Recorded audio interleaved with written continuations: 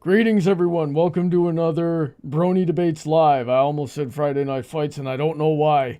I guess I just have my mind in a different spot right now, but I'm going to focus up, and I'm going to be here. I hope you're all having a wonderful start to your weekend. We've got a pretty interesting topic tonight. Unfortunately, the gentleman who suggested tonight's topic, my friend Acharky, could not be on the show tonight. We thought we had him, and then it turned out he had a dinner plan with his parents. So I hope he's out there having a nice time with that. Wish we could have you on, Acharky. But he wanted to talk about writer's block and what are some techniques to get around it. So in order to answer this question in what I believe the best way, I brought on one of the best fan fiction authors in the fandom, and you might know him if you've ever been to a Brony convention. He is the author of Ponyfinder as well. How are you doing tonight, David Silver? Welcome back to the show. Hi there. As a strange coincidence today, I did not actually write all that much, and now I'm disappointed with myself. Well, you had a new story out on FiMfiction recently, didn't you? Yes. The average day, I write 2,000 words. That's a pretty good day. I wish I could do that. I trained myself. Yeah. Well, mine is mostly a time management thing, and I will fully admit that is 100% my fault. But anyway, I brought on also some other FiMfiction enthusiasts to join us tonight. So we've got Mr. Pony Cordero as usual. How are you doing tonight, sir? Hey, what's up, buddy? So I'm not even at the rank of bad writer. I'm just an enthusiast. No, well, you've written some stuff too, actually. I feel that would be unfair if I didn't mention that. You've got a story out now. It's a pretty good Sunset Shimmer story. Yeah, nothing. I won't claim that anything I've ever written is good, but I have written some stuff. Mm-hmm. Well, I've read what you've written so far, and I'm enjoying it. So I definitely recommend it to everybody else who's watching and enjoys A, Sunset Shimmer, and B, FiMfiction in general. And we've got DJ tonight, who's also written some analysis and written some fan fiction in the past. How are you doing today, sir? Hello. I've been tired all day, but I'm somewhat awake thanks to radioactive waste, otherwise known as Mountain Dew. Yeah, I agree. That is definitely radioactive waste. And we've also got the artist formerly known as Princess. Goodness, it's been a few weeks and I forgot your name. It was Sunshine Sparkle. Yes, Princess Sunshine Sparkle. Yeah. But now you're Morningstar. You've That I am. Yep, changed your name on us. I'm an enthusiast. You can't say I'm an enthusiast either, because I actually have written a couple of successful fan fictions on Percy Jackson and the Owl House. Huzzah. All right, good. That's good to know. So I see us in the chat. I see a few people in the chat. It's good to see you all out there. So before we really get into the meat and potatoes here, let's give a shout out to all my generous supporters on Patreon. A few of them are in this call.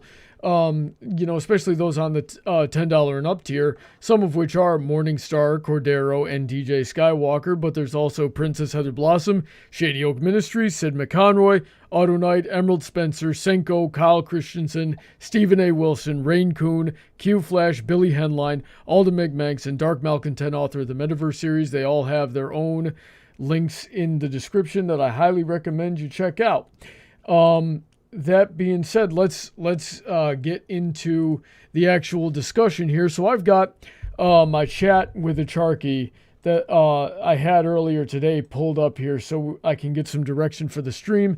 I said, what made you want to suggest this topic? Since he couldn't be here tonight, I wanted to make sure he's at least here in spirit and we get him some good advice. He says, mostly from my time writing reviews recently, like MLP, and even more recently, Masters of the Universe. So it looks like he was running into a writer's block problem himself, and he wanted some help getting a handle on it. I said, okay, and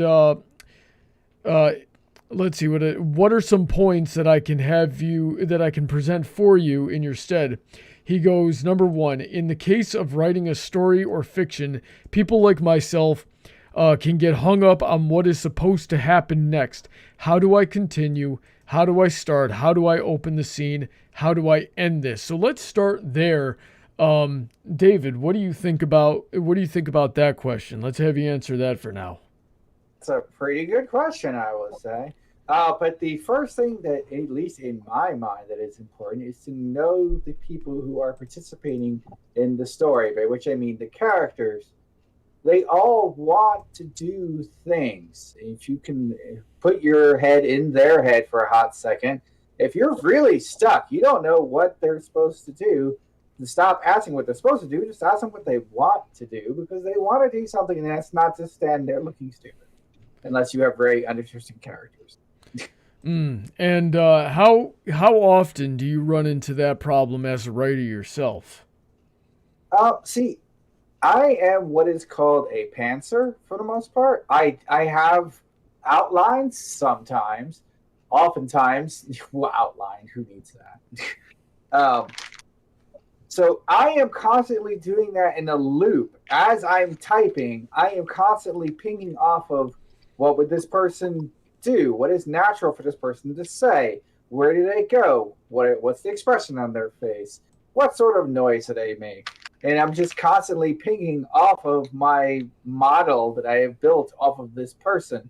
But I'm not asking what's next in the story, because I don't care what's next in the story. As long as everybody does what they're supposed to do and it feels right to them, the story will make itself.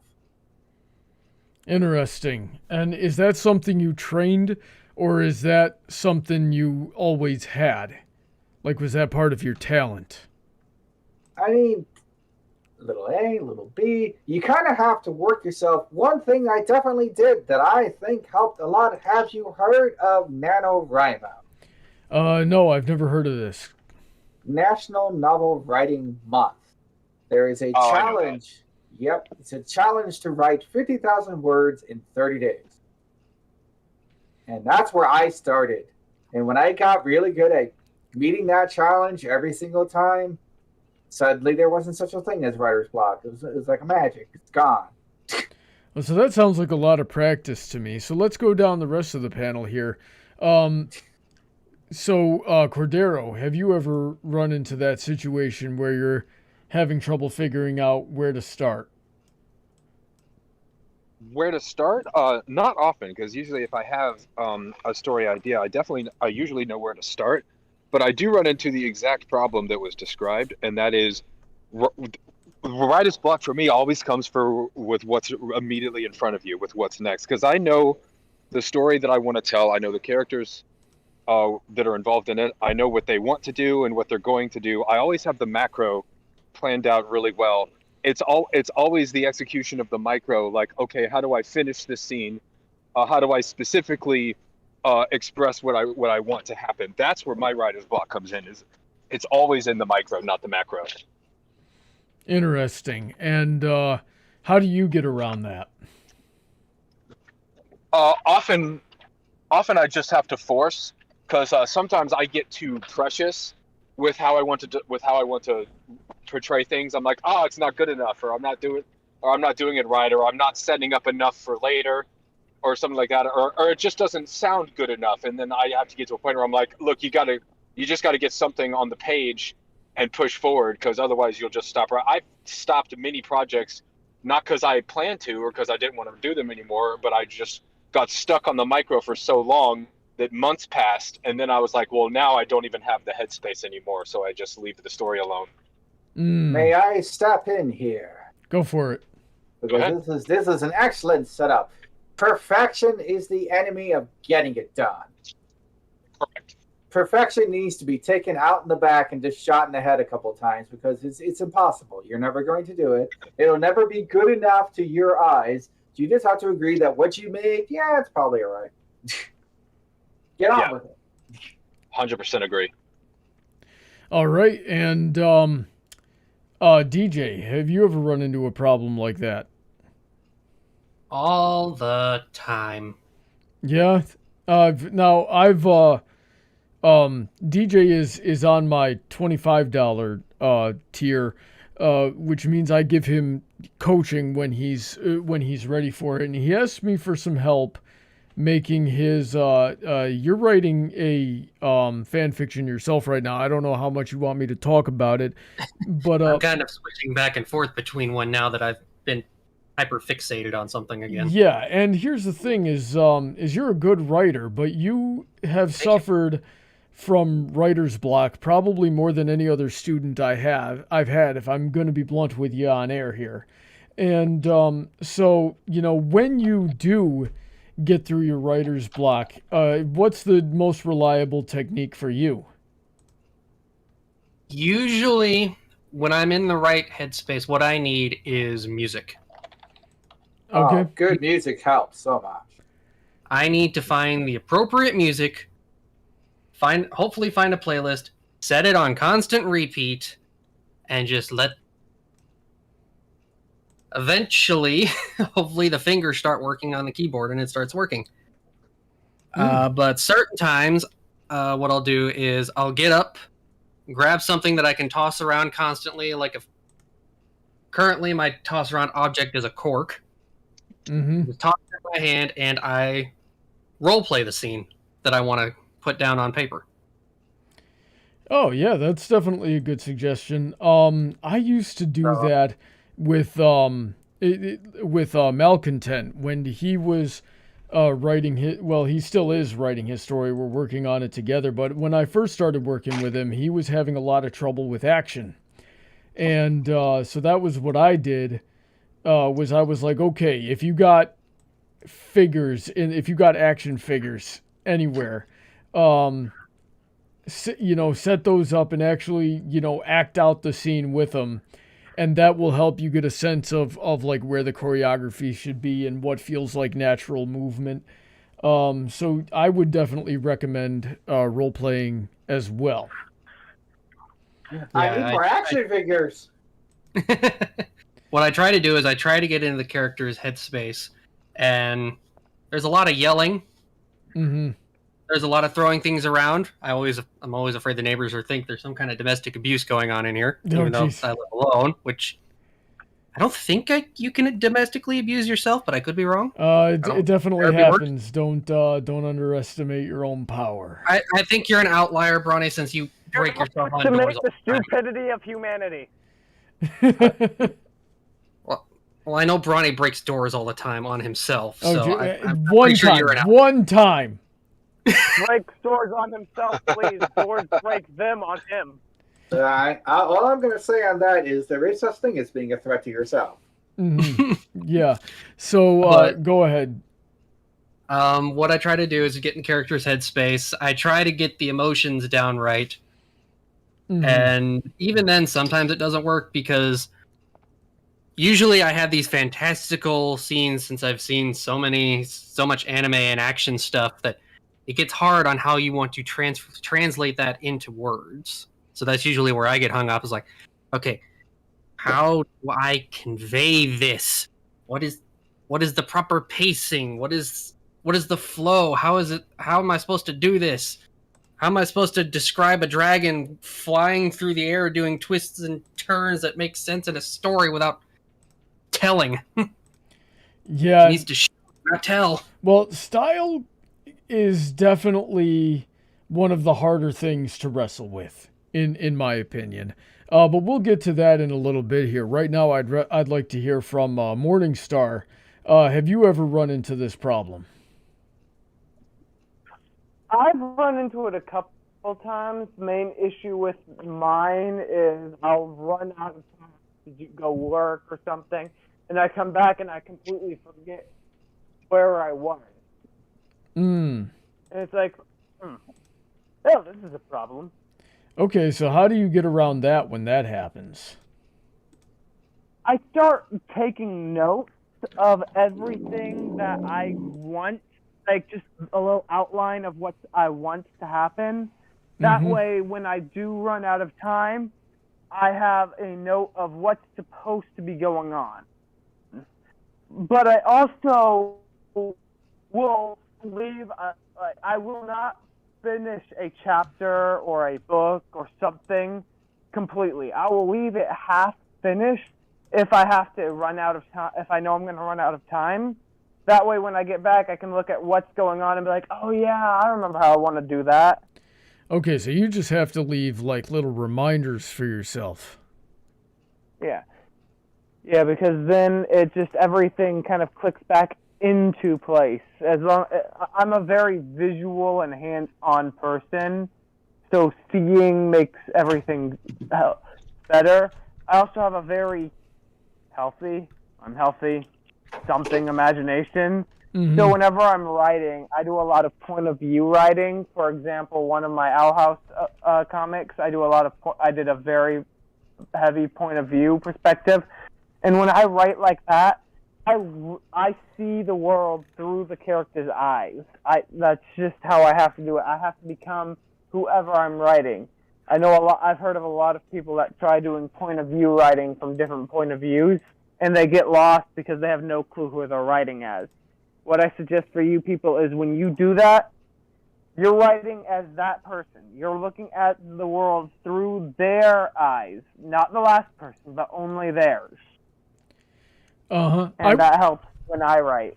I would certainly say that can help. But a problem you might run into there, and okay, so I should actually backpedal a little bit here because we're getting into what I would call like advanced now. So if you're just dealing, if you're just writing and you're dealing with the writer's block problem, the truth is you just do whatever it takes to get you comfortable enough and just write as much as possible and, dump all of your words on the page and, burn the diamond and, grind the diamond out of the rough later on. But when you get into it more often, you run into the problem of you can really only write well something that you have experience with.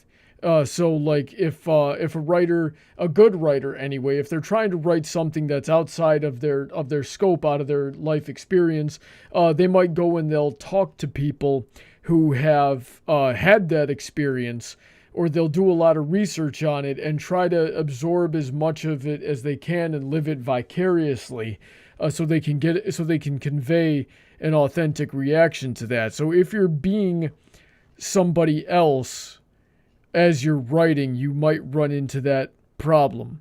Has anybody else ever, had that problem of you try to write multiple characters and you end up just writing yourself 5 times? I know I used to do that when I was younger. Well, one thing that helps me is I am not writing in the way that you might imagine. I'm watching something happen.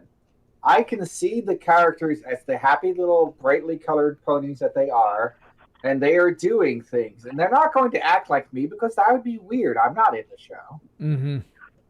I don't expect them to act like me because none of the ponies act like me. That's just weird. And you're kind of a strange guy yourself, so that'd be something else. We don't want to inflict that on the ponies. Come on. Indeed. Although you are working on a self-insert right now, if I remember correctly. I still have one that has never stopped. It's like over 5 years old at this point. Oh, goodness. But people keep paying me to write it, so I'm still writing it. You're the next Tyler Durden. However, one thing I also wanted to throw in there about research. Man, research can really be your friend. I have a Army military buddy who I consult quite often as I'm working on a military search. I have. And it's like every time it's like, man, okay, so what the hell do they do in that situation? I go over to him. Hey, yo, what would you do if this happened? And I describe something extremely fantastical. It's great. He's like, okay, so if Cthulhu did rise from the ocean, here's what I do. Mm-hmm. But that's one thing I'll put out there, though, is a little bit of realism, even in a fantastical situation, can actually make it work better. Mm-hmm. Don't assume that just because one fantastical element has showed up, you can throw all of reality out the window.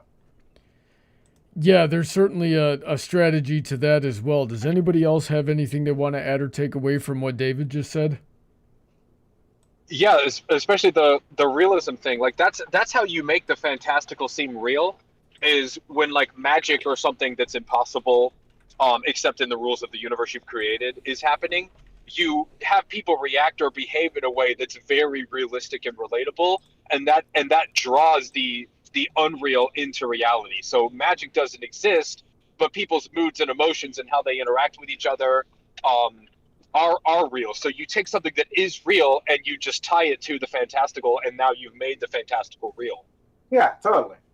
Which is very similar in concept to some writing advice I gave to another one of my students recently, who was trying to draw out a fight scene. I'm trying to word this in such a way, and he kept asking, okay, would this happen? Would this happen? I said, that's really up to you.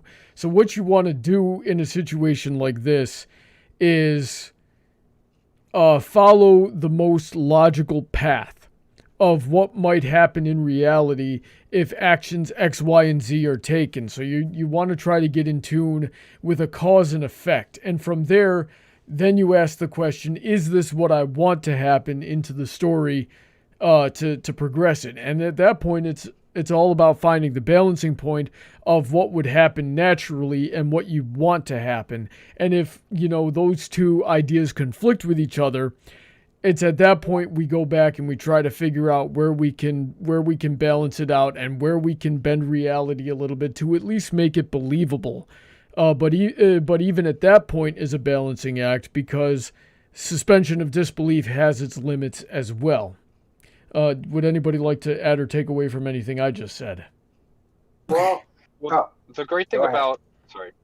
No, go ahead. The great thing about magic and the fantastical, as far as suspension of disbelief goes, is stuff that's really out there, like magic and space and time travel, fantasy, sci-fi things, is people want to buy that. Everybody knows that stuff's not real and is impossible, but people want to be sucked into that world. So the great thing about suspension of disbelief with the super fantastical is it's actually an easier bargain, an easier contract to sign with the reader, because they want to delve into an escapism world like that. Often, I find you have more problems with suspension of disbelief when you try to write something that could be completely grounded in reality, because the closer something is tied to reality, the more likely somebody is going to be willing to take issue with something and find it unreal. Whereas, even though magic is impossible, people want magic to be real, so they'll actually sign on for that quicker. I've had that. I've totally had that. That's one of the things I do. I write mainly supernatural, paranormal, magic, fae, stuff like that. I love reading those, writing about them. I've got a few notes for one I want to work on here. I just haven't had the time. Yeah. Whenever I write about something like that, I don't typically use what would be known as common unrealistic points of view for supernatural and stuff. Yes, I use some of it, but when you write about that, I want to write about something that I could believe that could be real, things like that. Because if I can believe it, then my reader can believe it. And yes, I throw some realism into it. I do my research, I study it, and I make it so whenever you're reading the book, I know, like, when I read books, especially when the character is talking in the first or third person about themselves, I kind of see the world from their point of view, and that's how I kind of would like my readers to view it. Now, each person that reads views it a different way, but that's how I see it. Mm-hmm. It's a good way to do it. I always viewed cause and effect in writing as something pretty important there.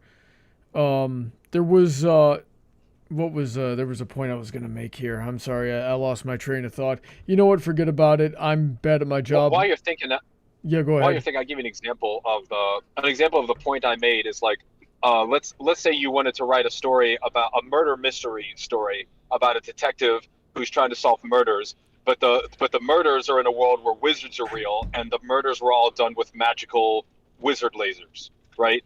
If you write that story, everyone will be on board with the murdering wizard lasers. Nobody will have a problem with that.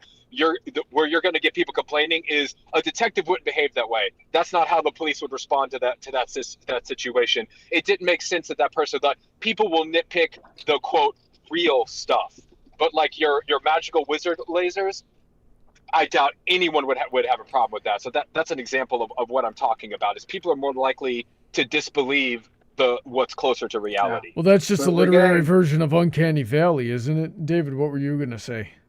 Yeah, basically. We're getting a little off of writer's block, but I will point out that with that sort of thing, you actually are going to have a really hard time capturing the basic parts of a mystery because, especially if your magic is loosey-goosey, it'd be really hard to give your reader the proper hints to figure things out if you just end up with, well, magic did it. It depends on how you define the magic, but that's not writer's block. So, well, to loop it all back to writer's block, if you're out there in the audience and you're writing something like this and you're having trouble, asking yourself the question, what would happen next?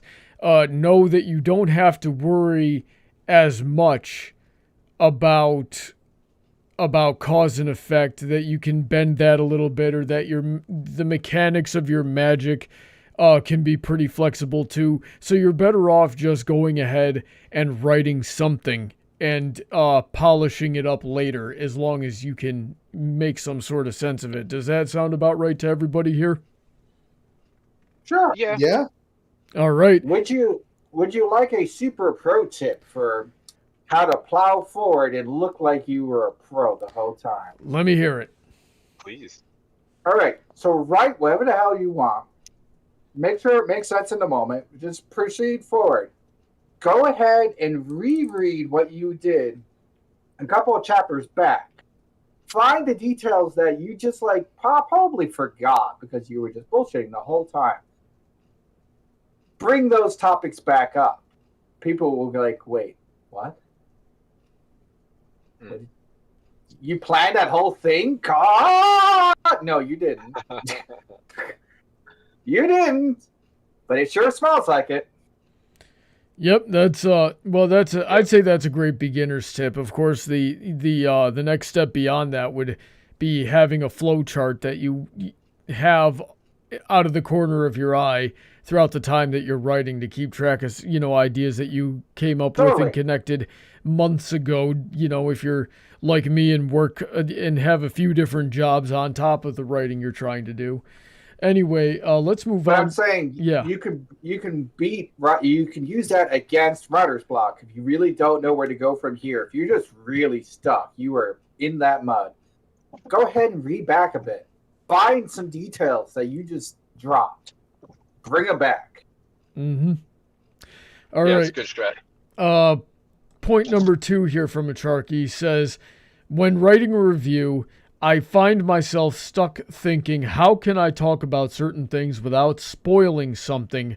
Or maybe what would be the best way to start the review? So this is moving more from fiction and storytelling and into analysis. Now, each of us here have written at least one analysis video or an essay of some kind as well. So we're sort of shifting gears here, but it's still, it's just a different type of writing that we're now having a block with.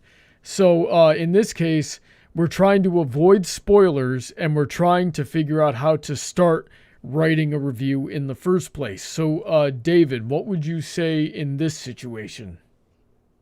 The first thing that comes to mind is you're setting an unrealistic expectation for yourself. Don't hate yourself that much. Oh my God. How so? Most reviews have spoilers. I don't know too many reviews that manage to avoid all the spoilers because that's hard. And also not even that helpful. If you're reading a review, you kind of want to be spoiled a bit. Maybe, but there's certainly like sometimes people watch reviews, and I guess this is where it turns in that you have to know which audience you're catering to, like you said at the beginning of the stream. But yeah, some people will watch reviews to know whether or not something is worth investing their time in the first place, and they may still want to get a genuine first-hand experience. So things like major plot points or any of the twists. They might want to leave out. So what do we do how do we pander to that type of audience? Okay, if you really want to give a review without any spoilers, you have to focus on the mechanics. You got to focus on the joints. And don't even talk about the meat. The meat's not what you're there for. So you're never going to bring up the fact that so-and-so murdered so-and-so. It doesn't matter. But you are going to mention, oh my goodness, that strange twist in the third plot. I didn't see it coming. There was no write-up to it. I don't really know where they were going for. Interesting. But you're just going to discuss the gears like a mechanic. Mm-hmm. And if I think that non-spoiler reviews are worthless. I think that if somebody is watching a review of something and they get spoiled by it, that's your fault for watching a review. I hate the concept that non-spoiler reviews even have to exist. Don't watch a review of something if you haven't seen it yet. Period. Interesting. Well, I mean, there's no value in a non-spoiler review. There's zero value. Why are you covering something? I will disagree with that. If the whole goal is you're trying to find out, is this worth consuming, a non-spoiler review is just perfectly fine. Man, this thing was really great. The cinematography, off the hook. The sound, great. Man, you need to go watch this. And that's all you need to know. Oh, wow, that sounds really great. I want to go see it. And no spoilers were shared. That's fine. That's fine. There's definitely room for that. That's just an ad, or an anti-ad. I mean, if you're an ad campaign or you're not. If you're not the person who actually made it, then you're not really an ad, unless you're paid. No. You don't have to be the. What I'm saying, it's effectively an ad. Like if you're like, hey, this is good, you should go see it, but you give a non-spoiler review, you've basically made a free ad for it. And if you're like, this thing sucks, then. Or if you're like, I don't recommend this. Well, if you're not getting the spoilers, you can't really get into why people shouldn't go see it. Because but I can give mechanical reasons why something sucks or, wow, that's actually pretty good without getting it seems like mental gymnastics to me.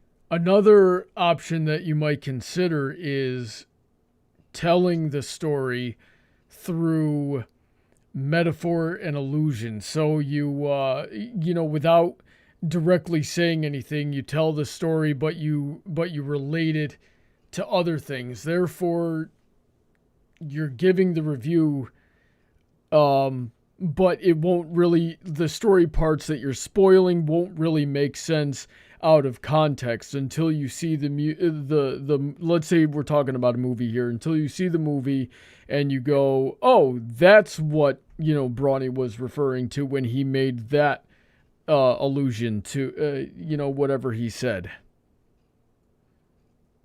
Seems like an annoying dance to me. I would never do it seriously. I would always play it comedically. Like there was one I remember, before I saw Pirates of the Caribbean 3, there was somebody did a YouTube review of it, and I watched that before I went to see it for some reason. I don't remember. And the guy opens up and he says, this movie was stupid, and I'll tell you why.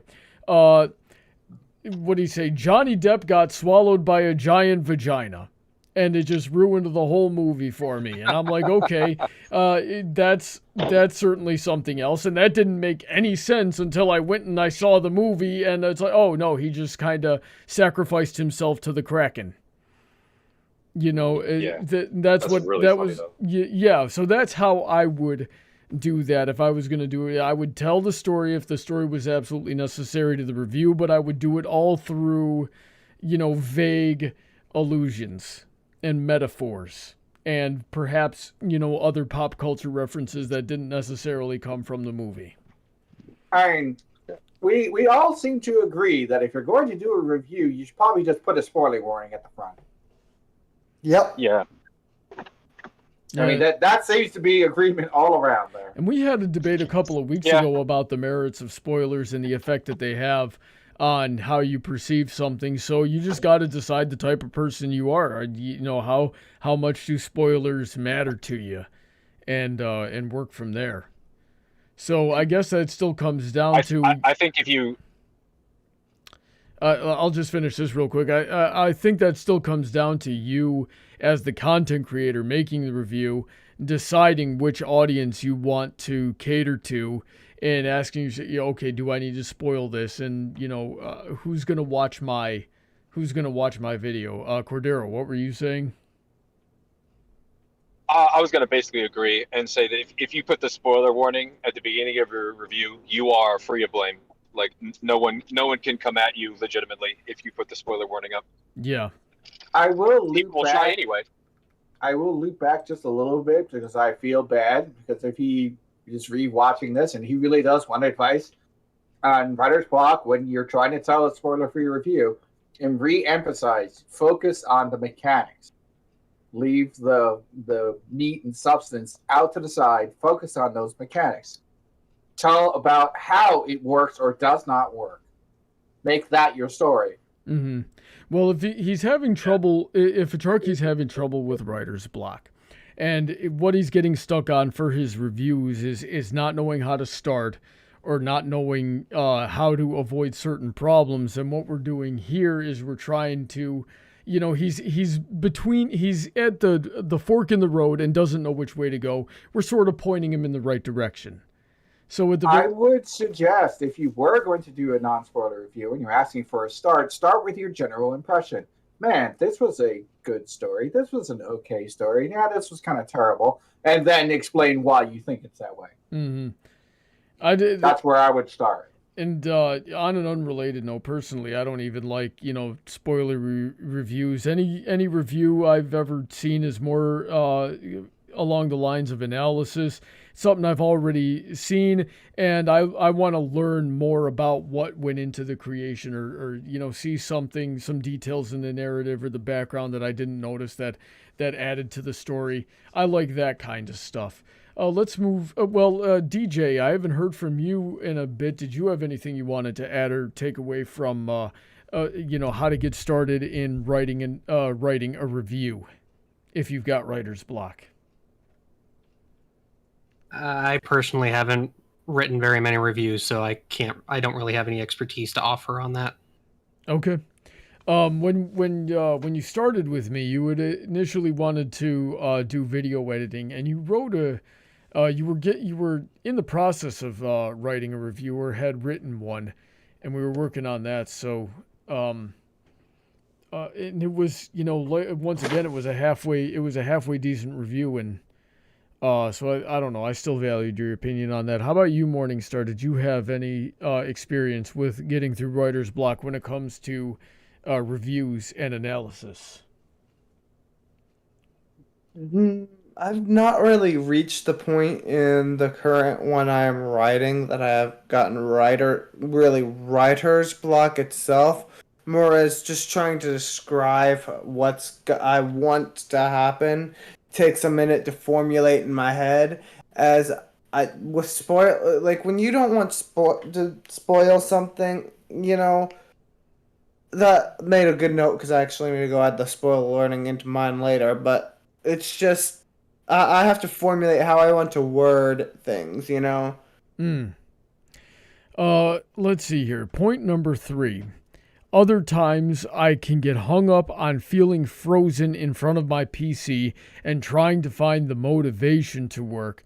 I may want to work on a script, but I can't find the words or the motivation despite sitting there looking right at the screen. So I'd like to chime in on this one here. Preach. Yeah. I feel so much pain there. That was like he grabbed DJ by the face and looked dead into his eyes and said that. But for me, what I do is I will go through that pain of just sitting at the keyboard and sitting at the screen and just blanks, and I'll take a day to suffer like that. and just think about it. And then what I'll do is after a few hours of that, I will get up and I will remove myself completely from the situation, and I will do something else. I will clean my house. I will exercise. I'll take a nap, and usually by the next morning, sometimes it comes to me with, the solution comes to me within a half hour, or the motivation, or whatever part I was missing. Sometimes it'll come to me in a half hour. Sometimes it'll come to me in the next day. Me, like 99% of the rest of the population, something will occur to me in the shower. So, you go boil yourself in some hot water, and that'll get the brain churning. But when you take your mind off of a problem, it starts running in the background on the back burner, and your brain will solve the problem subconsciously and then bring it to you and say, and then you'll probably feel a nice burst of motivation. I've also noticed that my diet plays a lot into it. Now, I do my best writing when I've had 8 to 9 hours of sleep, and then I eat a freaking double cheeseburger. I'm dead. Yeah, and I can try to act like a health nut all the time here. I will fully admit I'm a hypocrite. I can't write unless I've eaten a double cheeseburger and gotten 8 hours of sleep. And then It has to be a double cheese. It doesn't work on pizza. Is it that specific? Sometimes pizza works, but I have gotten the most consistent results with double cheeseburger. What are you, Tony Stark? I might be. Does it have to be like high quality, or can it be like Burger King garbage, or does it have to be like good, like Five Guys or something? It can be anything. Sometimes I've made my own double cheeseburger. Sometimes I go to Wendy's. It's usually whichever fast food restaurant is closest. Yeah. If I may toss out a thing. Yeah, go for it. As a professional writer, schedules, consistency, that helps, at least for me, a lot. So give yourself a specific time that now is the writing time. There's nothing else going on. It's writing time. And write. And it doesn't matter if what you're writing is quote unquote good, because we're going to assume that none of it is. So just keep writing. Mm-hmm. So There's no reason to ever face a blank page. There's none. Just keep typing. I think, David, you and I attack it from two different sorts of lifestyles. You are a professional. You pretty much write for a living, or you do write for a living. Is that? Yes. Yeah. So I mean, you take commissions, you publish books, you got the whole 9 yards going for you. So I have 3 Patreons, damn it. Yeah, it behooves you to have a schedule, because that's the most effective way to do things if it's your job, is to have a schedule for your job. For people like me who, where writing is my second job, and, as part of the whole YouTube thing, I have to work that around my other daily responsibilities. So sometimes it takes me a few days to get to my writing. So, between taking care of... I will still stick to my guns, though, that when you sit down to write, you got to write. Your fingers need to be touching those keys, even if you're not entirely happy with what's coming out.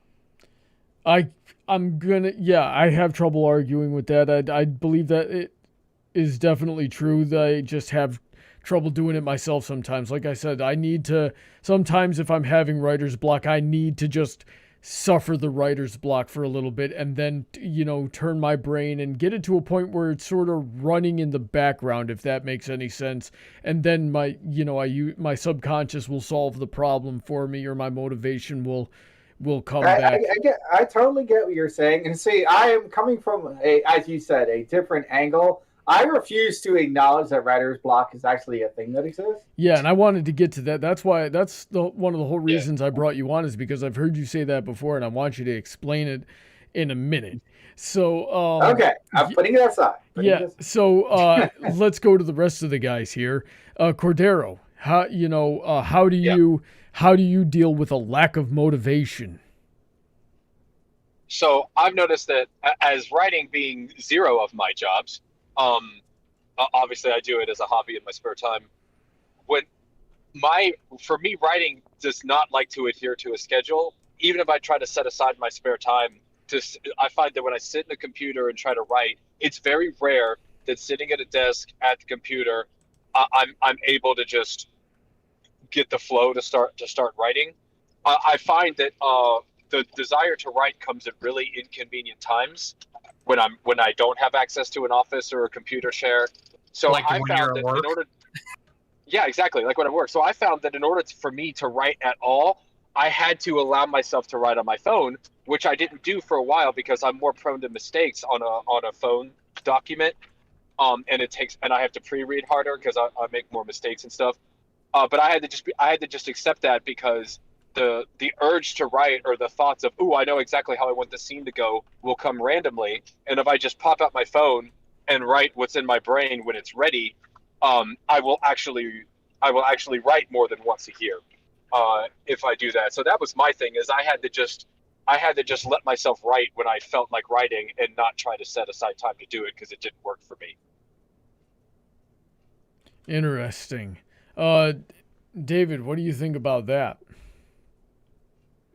Well, I think you're not me, and that's probably okay. The world does not need more than one of me, really. I'm definitely not a professional writer. Now, if somebody was paying me to write, I'm sure I would power through and figure out a way to have a set schedule. But as long as I'm doing it because I'm just having fun, I'm okay with just doing. Well, that's the thing. I wasn't being paid to write. Like I was not being paid to write when I started this, when I got into this, when I developed those things. Yeah. I made the world start to pay me. I had to force that. That's true. Grab it by a headlock and pay me, damn it. Morningstar, have you ever had problems with motivation, and how did you get around it? Whenever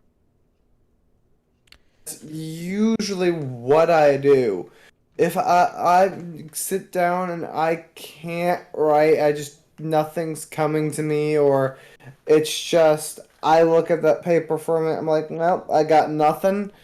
I usually, if I'm in the middle of a work, as I said before, I usually leave it half finished.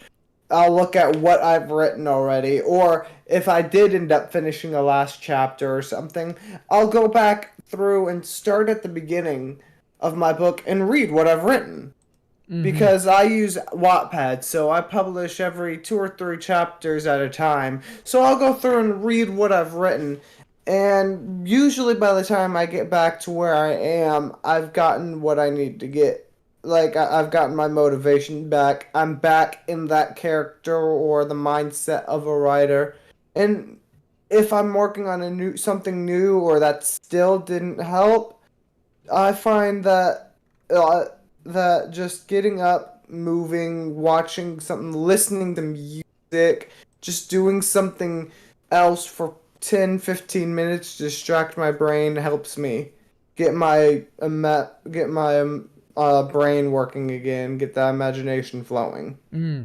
And DJ, I know this is one of your not your strong suit of wrestling with the motivation, but I know you've been successful in it in the past. So what did you do to get yourself motivated to write? Okay, so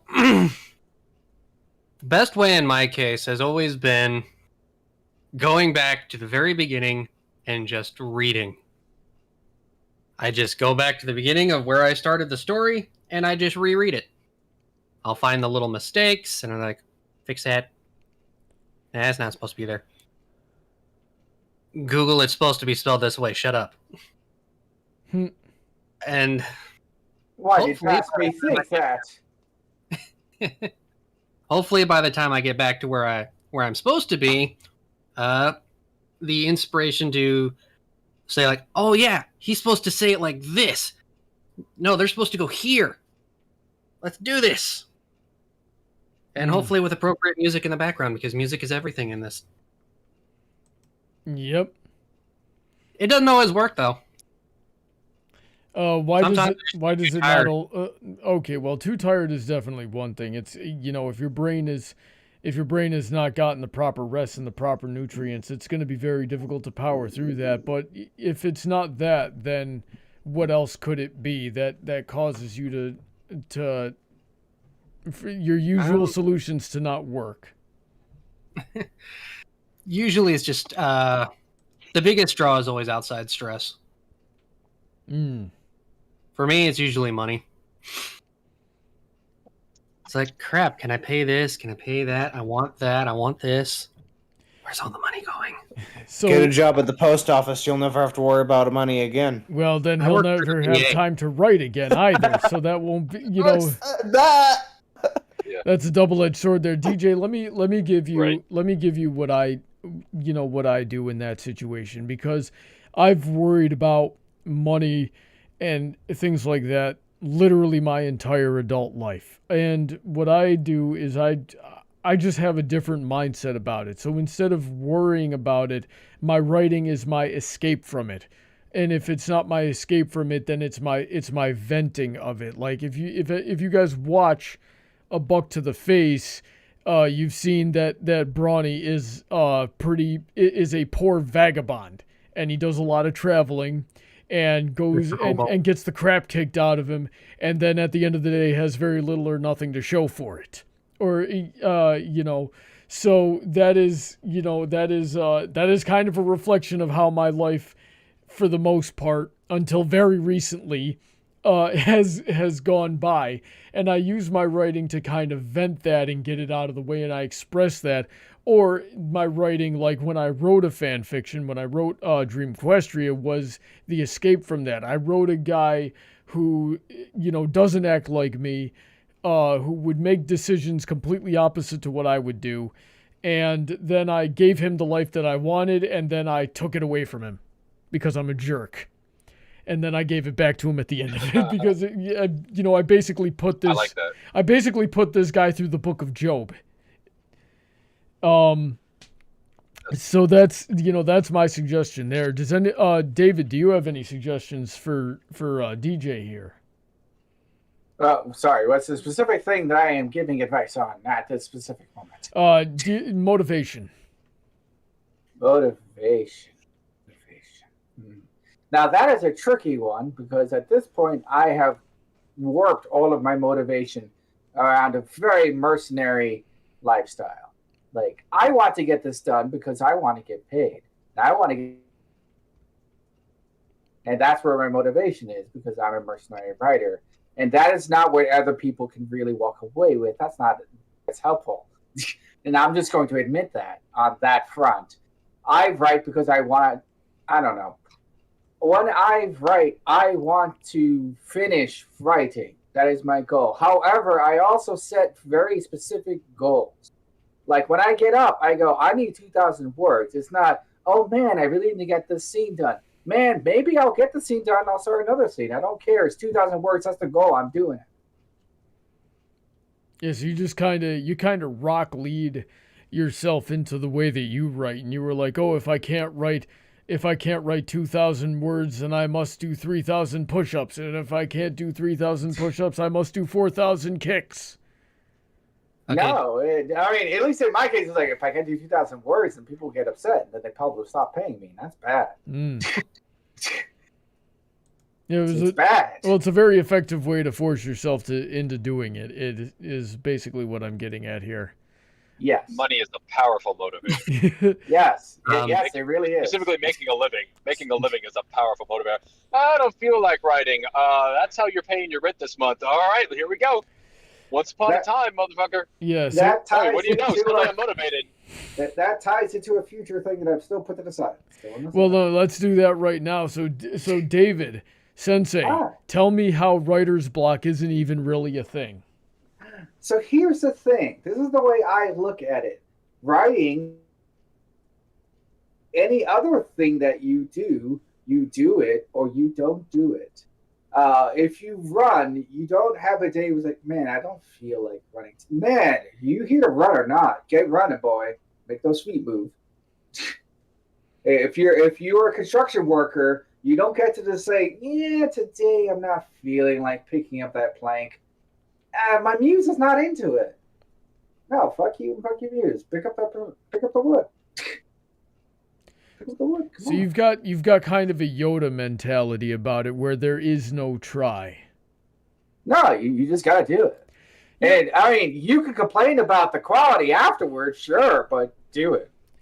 But pretty much everybody who's written has experienced a block where they run into one of those three things that Acharky mentioned, where you either don't know where to go, how to start, don't know how to appeal to your audience, or just for whatever reason your fingers won't move. So how is that not like the where the mind is willing but the body is weak? How is, and you just can't get it done there? How is that not writer's block? If your mind is willing, unless your fingers are literally like cramped and you have a neurological disorder, I don't think the body's the problem. So what is the problem? Pretty sure it's all up in the head, man. Your fingers are not the problem. They only do what you tell them to. I don't know. It's and like this is where you and I are differ so much, because I can't. I'm looking at this thing that is pretty much a universal writer's problem, and you're the only person I've ever met that will tell me that it doesn't exist. So we've both set our points on it. I'd like to hear from the rest of the panel. Morningstar, what do you think about what David says? I'm sorry, I literally just put my headphones back on. I was helping my niece with her homework. What are we talking about? Let's first of all, how dare you? Secondly, let's come back to you on that. Then Cordero, what do you? Helping my niece with homework. What do you? Now is the time for talking about ponies. Ponies are more important. Homework. Yeah. So Cordero, tell us what you think about what David said. It seems pretty semantic to me. I think I get the spirit of what you're saying. There's a lot of people that use writer's block of an excuse of why they don't write. And there's something to be said for the idea of look, you either write or you don't. You can't just go around calling yourself a starving artist and a writer if you actually just don't write, and then claiming that writer's block is what's stopping you. Because there's a certain fraudulence that people have with that, and people like the idea of being a writer, but they don't like the writing part, which is a really, really common problem. So in that sense, I get it. But as far as like writer's block existing or not, writer's block, to put semantics aside, it's just anything that's inhibiting you from writing the next passage, and that could be you. It could be that you're actually not a writer and you're just making excuses because you wish you were a writer, or it could just be one of the other many problems we've discussed tonight that gets in somebody's immediate path of writing the next section. And like you said, Brony, every single writer has had something trip them up. And as somebody who has worked on houses, run and delivered things in their life, every single profession in the world, including those that you mentioned, have had mechanical or issues that stop you in the immediate moment. As a runner, I've been injured, or I've not felt like it, or I've needed a rest day. As a delivery person, I've had trouble finding the next delivery. As somebody who's worked on houses before, or in a construction sense, sometimes you don't have the materials, or something's not working, and you have to just sort of stop and figure out how to progress forward. Like, writer's block isn't unique to writing. There's always a block that can get in the way of the immediate task, and that's really all writer's block is it's just the immediate task has been inhibited by something, which happens in every single profession. It's just a matter of, are you one of the people who keeps writing and pushes through it, or are you one of those people that likes to imagine they're a writer and you just claim you're on writer's block is why you've never written anything in 5 years? Let me tell you something. There's nothing I hate more than laziness. But David, what do you think about that? So I will put out there that the most valid reason, I shouldn't say valid, the most common reason that people run into what is called writer's block is a sense of fear, is a sense of, man, is this good enough? Oh, I need something perfect. I don't know what to do. Yes. So take your inner editor out back and shoot him a couple times, because he's not helping you. He's really not helping you. In fact, he wants you to not write. He wants you to fail. I've heard that advice before. That's good advice. Yeah. No. If you succeed at killing your inner editor, then there's no such thing as writer's block, because you're just going to write whatever. But what happens if it's a real editor in your ear? That happens afterwards. You already wrote. Well, when there's a real editor, you got to worry about him trying to control your story, because that's happened quite a bit in the professional world. And then, you know, Dragon Ball Z runs on for 20 seasons longer than it should have. That was actually a myth. Really? Yeah, he was always going to do the Buu Saga. The Buu Saga was where he got to do his most fun. Interesting. The editors were what created the epic scene with Gohan.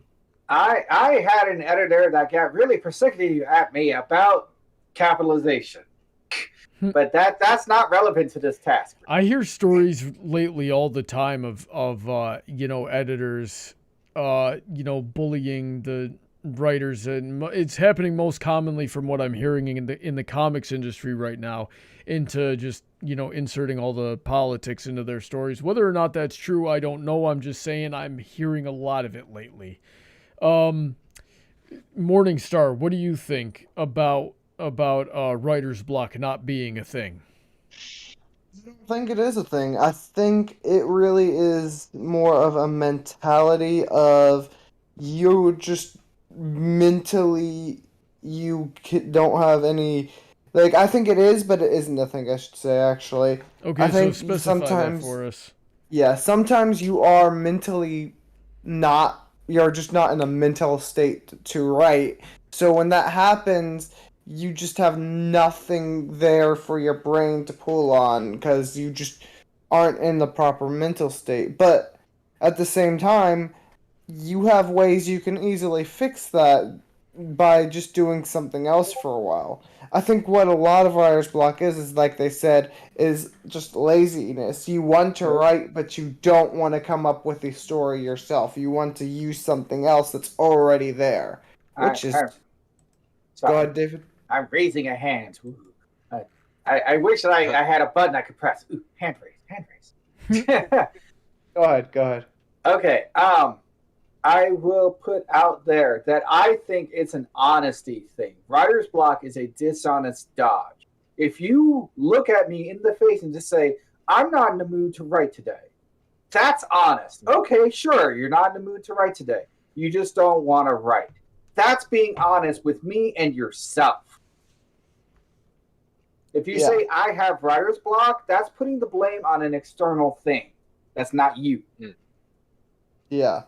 I totally agree with that. I think laziness is a big part of writer's block, or the drive to want to write something but don't want to use your ideas, which is, believe it or not, where a lot of fan fiction comes from, and where a lot of people that write fan fiction actually end up driving off and writing their own. Maybe it's not, I wouldn't call it specific laziness you're just using something that's already there to help give your drive for writing. But that doesn't account for people who do want to write and honestly want to write. I've had days like that all the time. There's been times I've been stuck on a moral of the story script for a week, and nothing was stopping me from writing. I just, for whatever reason, couldn't. It was actually a problem of where do I start. I believe it was the crystalling. I spent and to shoot that video didn't even come out good. So you know, I spent a week on it just because. And I couldn't figure out where to start with this thing, because stuff like that does happen. Yeah, that was I like the honesty point. I like the honesty point that David, was it that you made? Yes. That's fine. Yeah, because like when people claim they have, because I was getting at that a little bit. When people claim they have writer's block, if they can't tell you what's causing the writer's block, then they probably just don't want to write, and they're not being honest. Because if somebody's like, "Oh, I have writer's block. What's causing the writer's block?" "Oh, I don't know. It's writer's block." Yeah, you don't want to write, or you're being lazy. If somebody legitimately has writer's block and they're like, "I have writer's block. Well, what's causing it? I don't know how to start this section. I don't know how to say this in the character's voice properly. I don't know how to plan out this scene." If they can tell you what's causing the writer's block, it's actually writer's block.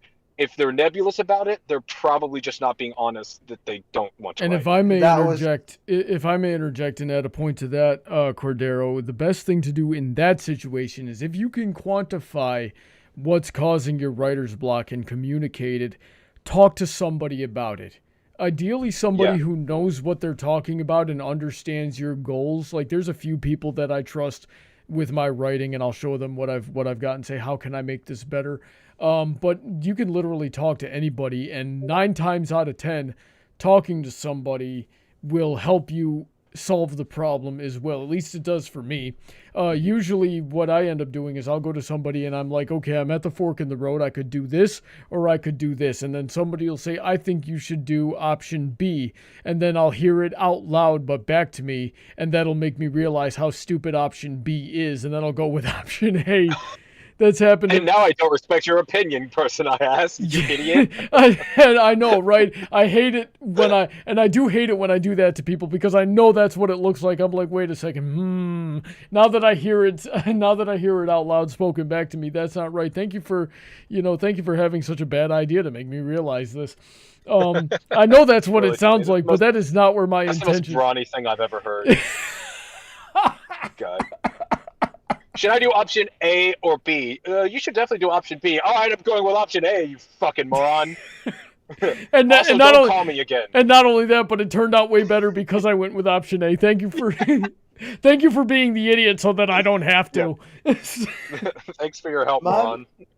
My biggest thing for me is when I'm writing is I'll look at it and I'll be like, no, I don't like this. No, I don't like this. I'm not when I'm writing, I'm far from a perfectionist because I know nothing I ever write will be perfect. But I get in that mindset because of heavy anxieties like, will my readers like this? Will my readers like this? Will my readers like this? Another thing, I'm sorry, go ahead.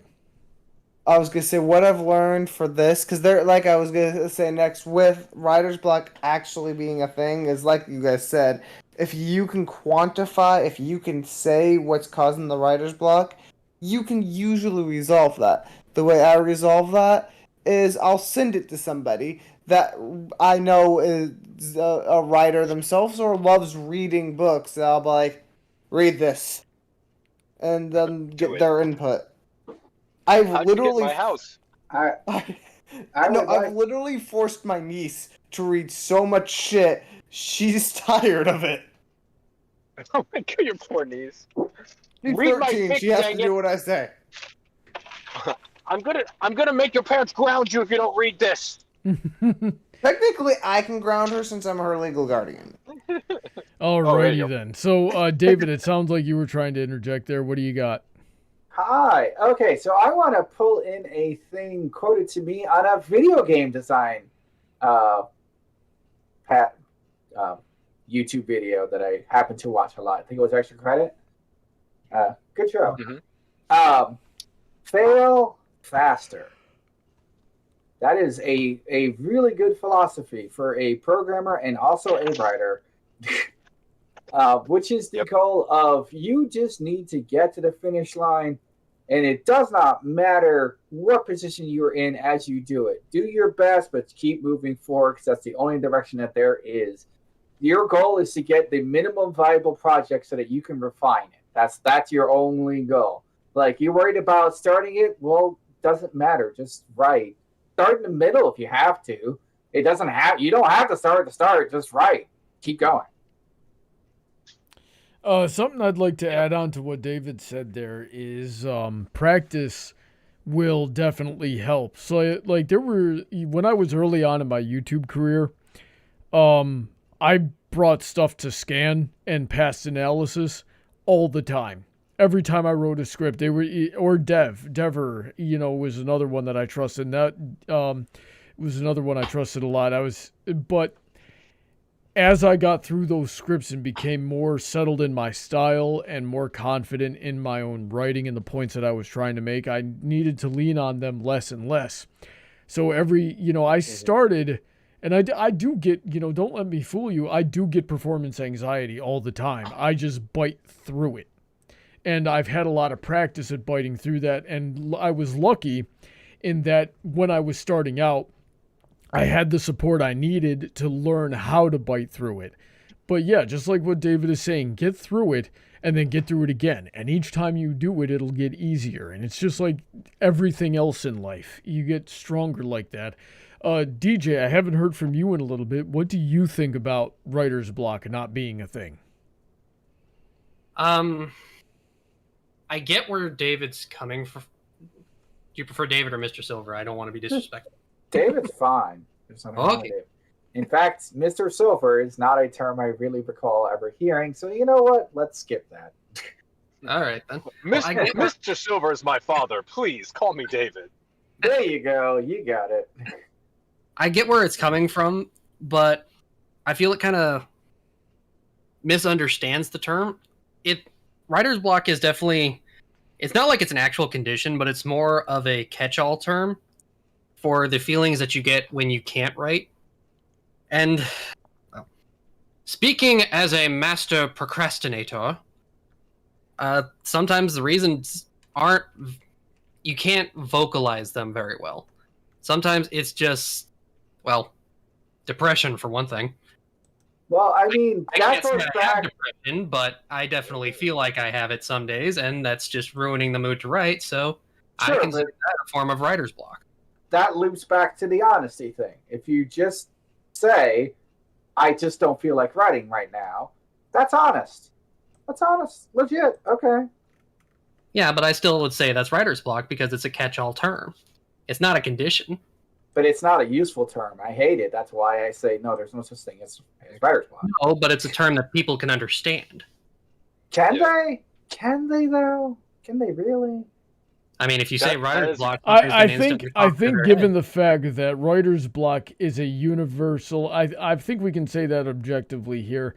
It is unless there are a lot of terms that are used all the time, but really badly. David, if writer's block is not a 100% universal thing, then you are literally the first person I've met to not experience it. That was a writer anyway. To defend David, the larger point that writer's block is a nebulous and nearly useless term is a really good point, because the writer's block is so broad, it could literally mean that your wrist is broken and you can't write or type.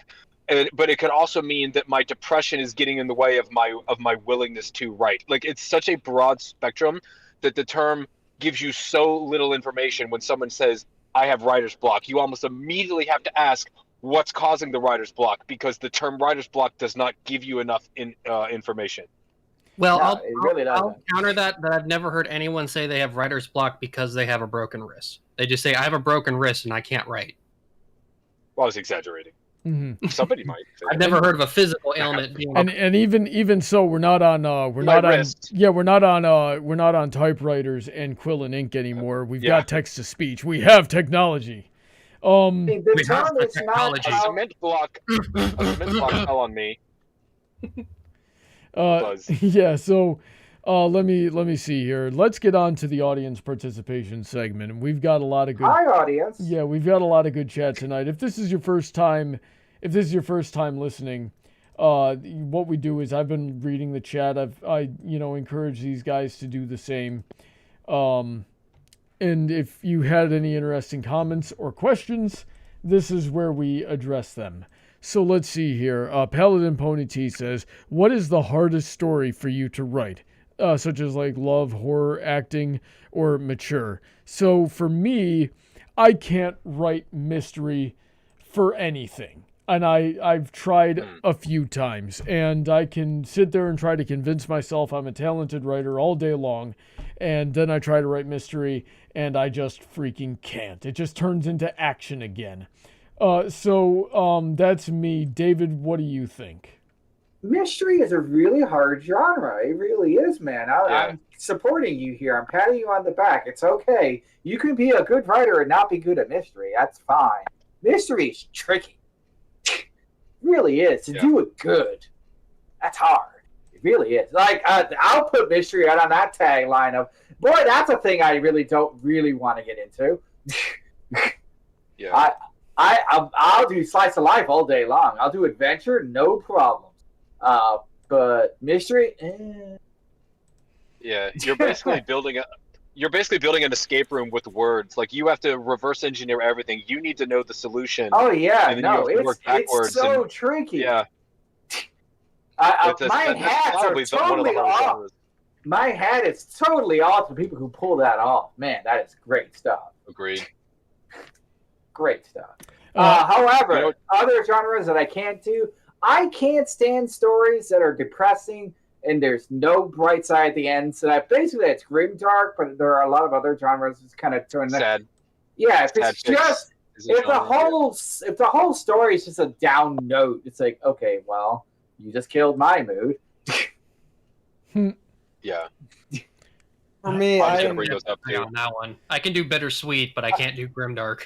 No, I know this no is gonna grimdark. sound horrible, like I'm a horrible person, but when I'm writing a book, at the beginning of towards the beginning or middle or somewhere in the series, I genuinely enjoy just destroying my reader's perception of reality by taking something was or supposed to be happy and just destroying it so I can later rebuild that and make something bad that happened turn into something better than it could ever have imagined. So what do you subverting expectations is a big thing. So what are you not good at? Morningstar. What am I not good at? Yeah. That was the question. I can't write anything based on real life. I can't. It has to be some sort of fantasy based. It has to have magic or something.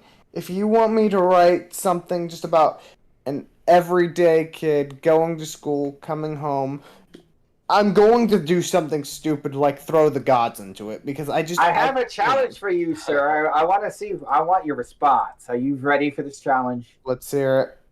All right. So I did a story once. It was about America. Modern day America with all the trappings, except suddenly it was in Equestria. And they had to deal with the magic races. Except they were still Americans. They still all the American problems. They had all the American laws. All their stuff worked the way it always did. So you pretty much handle Percy that? Jackson, My Little Pony. But can you do that? Can you have your life, but it's also touching with the fantasy? If I can incorporate some type of magical world into it, then yes. Because I still get that drive, that passion from the fantasy, but I also get the reality and realism from the real world. That's where I strive the most, but just realism, no magic, no sci-fi, no nothing, drives my mind into a frenzy, like create something. Okay, so you need some escapism in there. Yes, I need an escape from reality. I can't write about reality. I want to escape from the crap. Don't make me write about it. How about you, DJ? What are you really bad at? And what genre are you really bad at? I have tried enough genres to answer that, so what I will say is what I'm bad at is making stories short. You know, that can When be I a real create a challenge. story, I've done a few one-shots, but every time I do it, it's like, okay, how do I make a sequel? Crap! Why do I keep doing this? Why do I keep making sequels? If Hollywooditis. Yeah, no. If you want to challenge me, say, okay, you only have 600 words, and I'll be like, crap. Oof. I dare you to write a book with 600 words and never write a sequel. No, I'm kidding. I mean that would probably be a book. That would probably is 600. Well, a short story. Story. I mean, around 1,000 words would probably be really good practice for him right now. To be totally honest, it would never work. Amusingly, whenever I do write a short story, it gets really good ratios. How does that work? People need something quick and easy to digest. It's just kind of. You know what? That's probably it. That's really probably it. Mm-hmm. I mean, if they can read it in stories 5 minutes, either, it'll work out well for ratings. But yeah, no. Whenever I write a really small story, it always does really well. Cordero, what genre are you really bad at writing? Probably anything that's driven by very detailed description. So something that's driven by setting the scene in that way. Because I feel like my strengths, I don't think I'm that great of a writer to begin with, but I feel like my strengths are in action and dialogue, like writing realistic, fun-sounding dialogue and a good story sequence. And all descriptions, physical descriptions, what people are feeling and emotions that I describe, I always write those in service of the story. And I'm not good at just scene painting for the sake of setting a nice scene. I love writers that can do that. They can just spend pages just painting a scene in a scenario, and you're enthralled the whole time. For me, everything has to be utilitarian. If I'm telling you the curtains are blue, there's a reason you need to know the curtains are blue. I need you to know what the place looks like and what the people look like and what they're thinking, and then I get on with the story. So if something is really driven by the detail and the description, that's where I'll struggle. That's why I kind of struggle with romance in general, but I didn't say romance off the top because I'm good with using romance as a tool, but I'm bad at writing romance in a vacuum, because I feel like that is heavily dependent on a lot of detail and description, in my opinion. But if I'm writing a different genre, I'm really good at using romance as a plot device. Interesting. All right, Yeah. Next question from Timothy P. Southwick. Says, I burned up all my writings a long time ago. I'd get writer's block for details and visual stuff. I guess I can understand that. I sympathize with the sentiment. That's me. I wrote that. I sympathize with the sentiment, but don't do that. That's quite literally what I was talking about earlier. How do I put this into words? It looks so cool in my head. I will point out that you don't actually have to chew the scenery. That's not a requirement, as much as some people think it is, and you really don't. You can skip most of the scenery, and people won't notice if you don't tell them. When I write, for me personally, I try to I don't try to create something completely new. I try to use, like I said, I try to combine real world a lot with fantasy. So that way I don't have to go into a lot of detail about something. I can just say the downtown streets of Chicago and go from there with like little details about it being a pizza shop or about it being an alleyway or something like that. And then if I do create something new, I usually use generics, a forest, a school, something like that. Just something basic and generic. That way I don't have to describe something into great detail. Something that might be of note of older literature, the ones that always come to my head would be like old Viking epics and the Bible would put almost no emphasis into the setting itself, right? Because they just assumed that everybody was already going to know what you were talking about anyway. So it would be like saying, "Oh, and the sky was blue that day." We already know the sky is blue. We see it all the time. So they just it was 100%. This character said this, and then went here, and then did this, and as a result, this happened, and then they got really emotional about it. So they wrote this epic poem about why couldn't this happen until after I died. Yeah. Too much detail can really kill a story. Because when you're just hearing every little thing that's going on, like you're reading about every little detail, which direction they're walking in, where they're walking, what they say, and then where they walk right after they say that to the other end of the room, or to 3 steps one direction, and they continue talking, and then they take 2 steps this direction, and they continue talking. It's like, okay, next. I will put out that this is a tool, like any other tool. Some people are really good at particular tools, but there is such thing as overusing a tool, using a tool where it's not needed.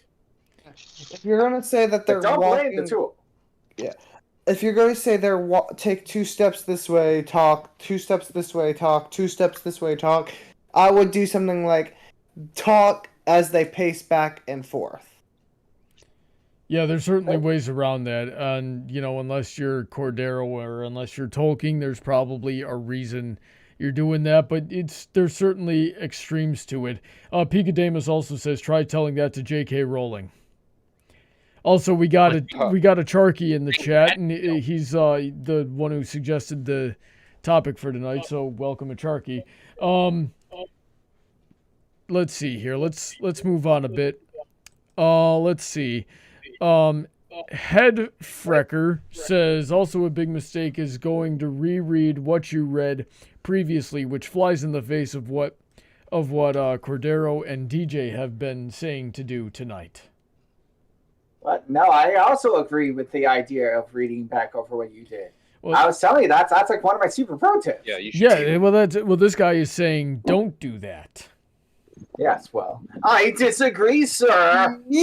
It's actually a big tool for me rereading what I've already read or wrote. You know what I mean? Rereading it is a big tool to help me continue writing, especially when I've already finished a chapter and had to end there. Now, if I'm halfway through a chapter and I ended in the halfway point, like I try to do a lot, I don't usually have to reread. But when I've written and I'm stopped and at the end of the chapter, rereading the entire story helps me get a full grasp on what I've been writing and where I want to go with it. Because I know what's happened and I can usually know where to go from there. So here's a trick. I'm not sure. Sorry. If I could, there might also be another way to read what Head Frecker wrote. Tell me. She could be referring to previous works. Yeah, how so? Don't read your old stuff. Yeah, because sometimes when you look back at your old stuff, like, oh man, I suck. I mean, how many times do you hear going back and my looking at your old stuff? My old stuff does suck, but I actually get happy. It's like, man, I came a long way. God, look at this crap. Yeah, exactly. Yeah, but if you're already in a depressed mood and you go back and look at that, that's not going to improve your mood. That's a very personal thing. That's a really super subjective. It does seem personal. Yeah. One direction I might take that. I don't think rereading your stuff is a problem, but there is an issue with revamping, because you'll find, especially with fan fiction writers, a lot of fan fiction writers will keep revising their old chapters over and over again. And I would caution against that. Like there's no such thing as a perfect chapter. We've already railed on perfection tonight. Yeah. And you're never going to get that perfect chapter or that perfect story. No, it doesn't exist. Stop revamping. Stop rewriting your chapter. Just keep going with the story. And if the story is so bad, then just move on to a different story. Man, the story's done. Time for the next one. All right. Yeah. Paladin Pony T says, "Hey chat, what is the story you can't do?" Oh, we already wrote something like that. Paladin, if I see your question in the chat, because you've done this a few times, so I'm just going to call you out on air. I read the whole chat. If I see your question, I've made note of it. If I think it's interesting enough to get to it during the audience participation segment, I'll get to it. You don't need to repeat it, because then we run into things like that and I embarrass myself and then I end up calling you out on a public forum here. Just put it in there once. I'll see it. My other co-hosts might see it, and if we like it, we'll get to it. If not, I'm sorry. Can I throw a thing out? Yeah, sure. Okay. About rereading stuff. Yeah. Is maybe a bit of an unusual case, but when I get to writing any particular thing, I have probably written about 7 to 10 other things since the last time I saw that story. Oh yeah, you update like multiple stories at a time. Oh yeah, no, that's my life. Mm-hmm. So when I show up, it's the very first thing I do is pull up the last chapter and read that last chapter and go, okay, where the hell was I? Herman Sillo says, to quote Brandon Sanderson, and he paraphrases, "I can learn enough about most subjects to get by without being an expert. If I need to know more, I can ask someone who knows." So that's some decent writing advice. And I should have put that caveat on there, is that some people have gotten away with it in the past. One example that always comes to mind is Tom Clancy. And he was writing one of his stories that supposedly took place on a submarine or a warship or something like that. And he did it with such accurate detail that he actually got a visit from the CIA, who thought he was like leaking. Oh, I've heard of this, yeah. Yeah, who thought he was like leaking documents. Like, how did you know that this is how our ships work? And he was just an office worker of some kind, a real white collar guy. And he was just like, well, I just kind of thought about what might need to go into a ship and how a ship would work. And I figured it out. So, Yes. Yeah. some people can get away with it. Is that it? But that is an extremely rare exception. I would never advise a student to do that. Yeah. You are not Tom Clancy. You are not William Shakespeare. You are not Hemingway. You are not Tolkien. Just because somebody out there has bucked the trend doesn't mean that you have the skill to do it as well. I will throw out there all of a sudden, if you're feeling bad because, man, this isn't like on the level of Shakespeare. Shakespeare was literally a guy who wrote whatever to make people like laugh and or shout. He was writing to the lowest common denominator of his time. Shakespeare was the Tyler Perry of his time. I was going to say... Yeah, he wrote popcorn fiction. Yeah, that's what he did. And then it was only way after the fact that we went, wow, this is kind of cool.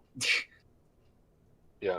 It's the most lowbrow, lowest hanging fruit, common denominator material out there. But it's just, we don't talk that way anymore. It sounds fancy and old fashioned, so it must be highbrow. It's amazing how that turns. But I think that is a really good note to hit for if you're feeling that writer's block fatigue. Man, do it like Shakespeare. Just do it. It doesn't have to be perfect. He wasn't shooting for perfection. He wasn't even shooting for good. Yeah. All right. He just wanted functional. That was all he wanted. Next up here, Christopher Jones says, honestly, writer's block can be brutal for me. I have a short FiMfiction story almost done, just a chapter or two away, but stopped several years ago, gentlemen, because I don't know how to wrap it up properly. Write something. We will polish the rust later. In fact, Christopher Jones, I'm pretty sure you're in my server.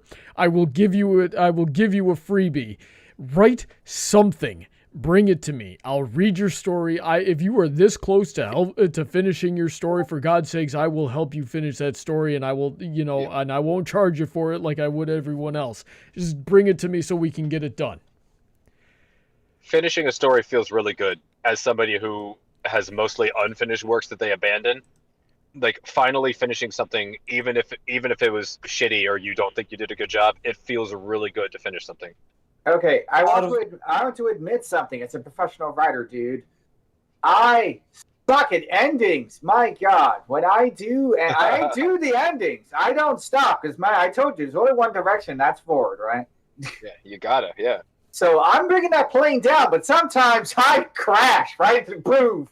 Great big fireball. And I go, well, that was not the best landing, but I'm on the ground now. with one of my fan fictions that I ended, I kind of nosedived that. That happens. That's a thing.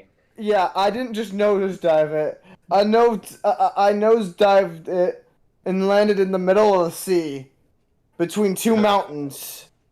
That the wings are touching each mountain. You gotta watch out for those sea mountains. I am wondering about the situation. Hit those sea mountains. I mean, here's the thing. The reason I could say that is because I thought it was such a bad ending, but it took so well with my readers. The reason I can confidently say I crash landed that in that kind of situation is because it just was received well.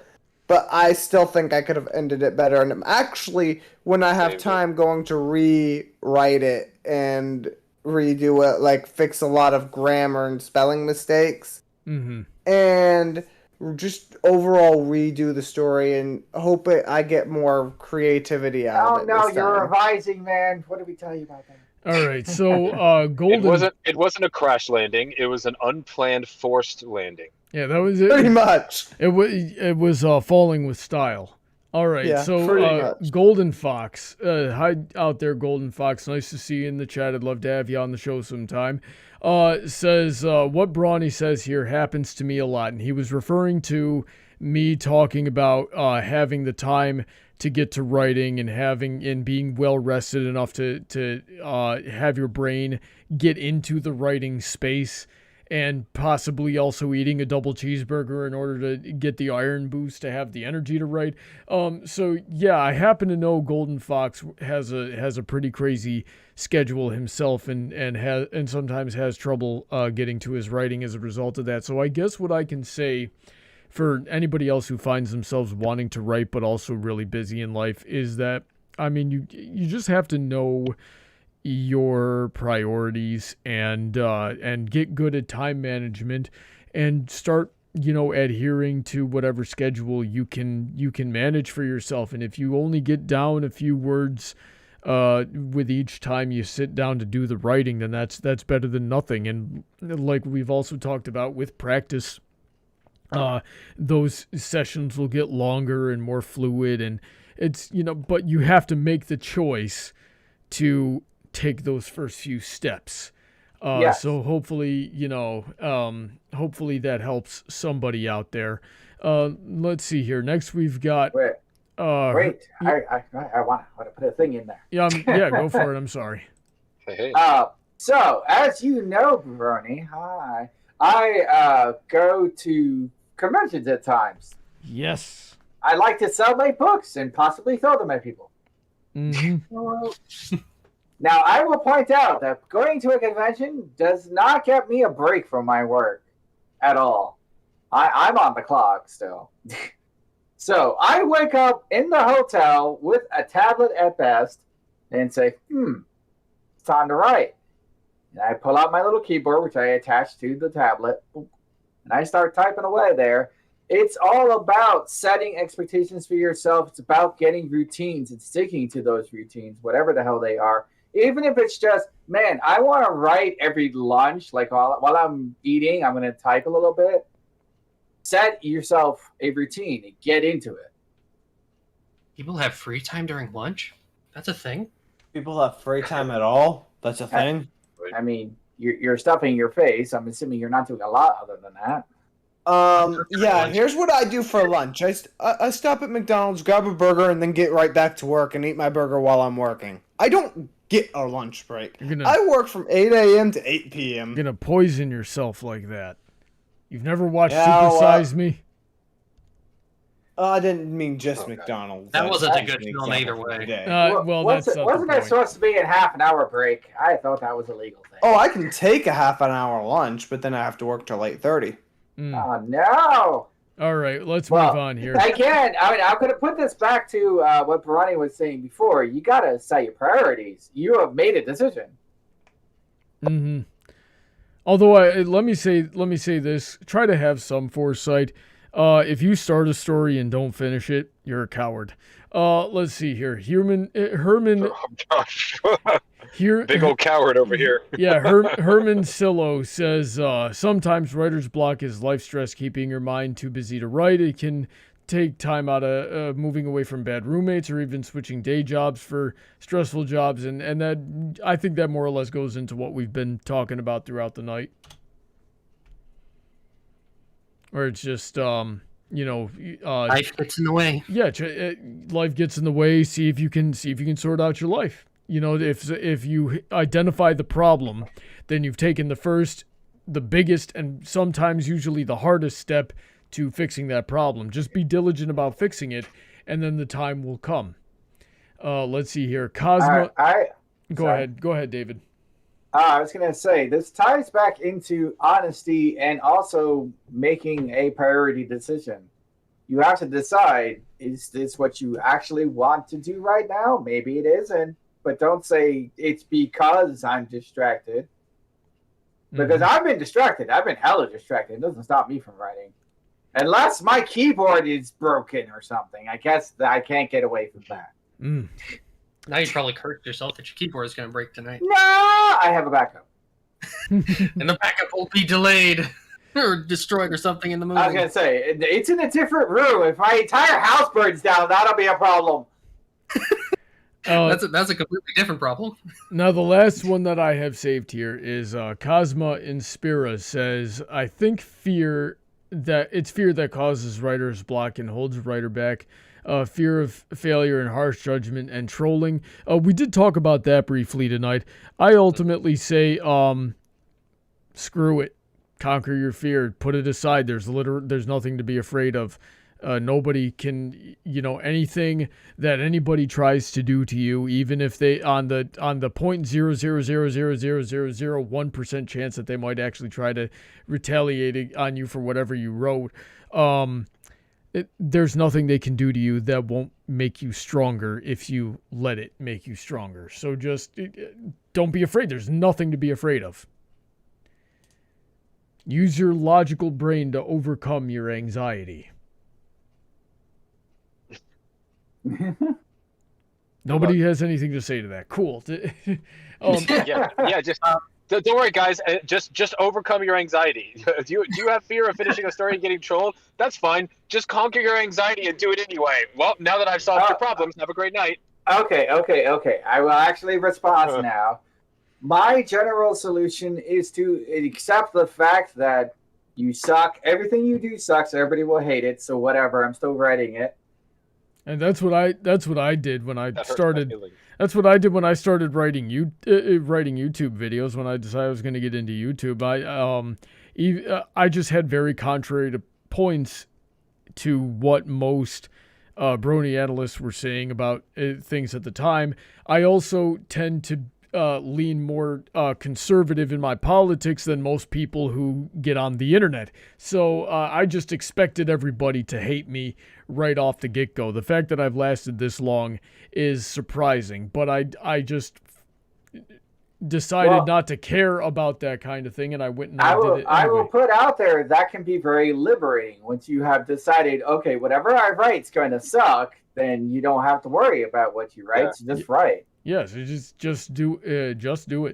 That's really do it. Just choose to thrive, even if they do hate you. Choose to thrive off of that hatred. Yes, let it flow through you. Spite can be a powerful ally. Yes, be the heel. Thank you. There's nothing wrong with it. So yeah, just do it. Just Shia LaBeouf, do it. I mean, one of my strongest projects is built on spite. Yeah, don't let your memes be dreams.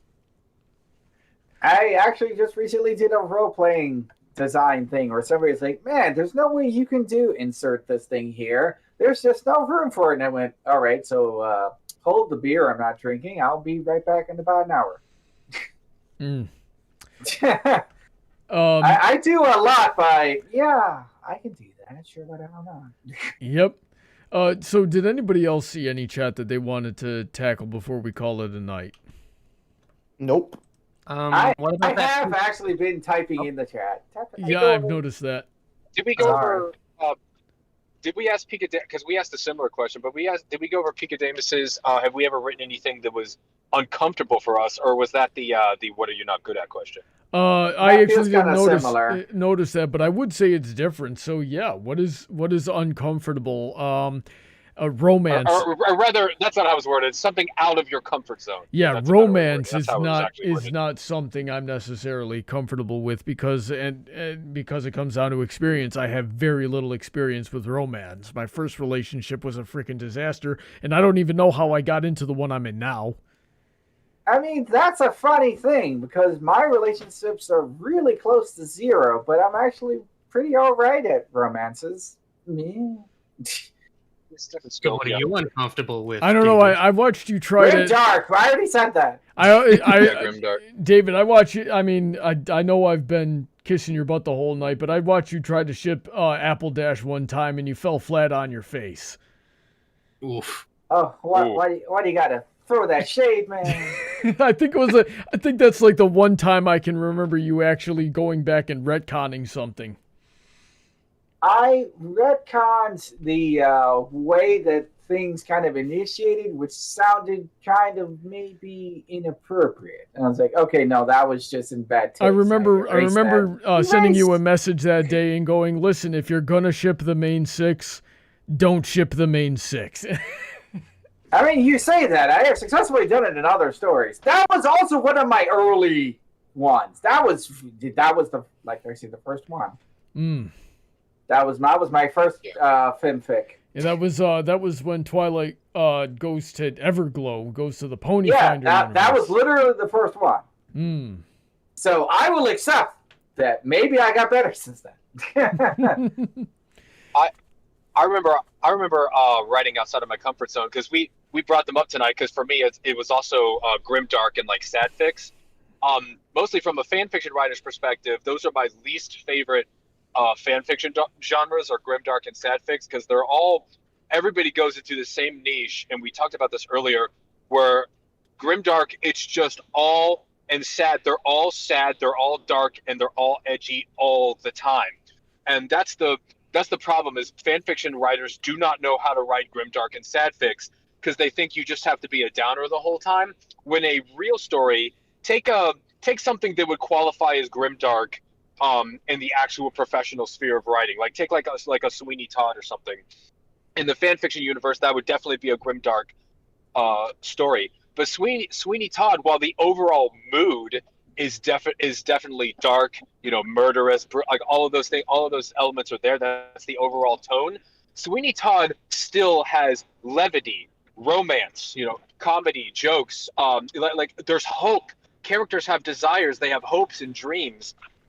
Some people are mean and rude, but not everyone. There's people in there that are nice and sweet. Like something may be in a genre, have an overall tone, but at some point you have to give your readers a break. You need to give them hope. If you're writing a grimdark story where everybody dies at the end, somewhere in that story, you need to convince your reader that there's a light at the end of the tunnel and everything's going to be okay. Even if you're going to snuff that light out at the end of the story, like you have to give your reader something to hold on to other than everything is sad and awful and people are dying. But that's the trap that fan fiction writers fall into. So I remember I stepped out of my comfort zone to try to write those genres, and I discovered they're harder than I initially thought they were. But my criticisms still stand. I remember I abandoned my grimdark story because it was just kind of going nowhere. But even when I tried to dip into those waters, which I'm uncomfortable writing, I made sure that it wasn't just murder, death, sad, everybody's brooding. Like there was comedy, there was hope, there was a plan. Yes. Morningstar, do you have a genre you're not comfortable with? Genre I'm not comfortable.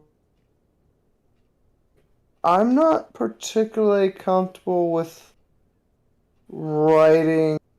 I can't think of the genre name. Give an example. Yeah, there's the thing. My brain doesn't function. I'm not comfortable with writing genres based off of not that. Okay, give me just 1 second. I'm not like. Yeah, go to DJ. Yeah, DJ, what do you got for us in the meantime? Moontime. What's that?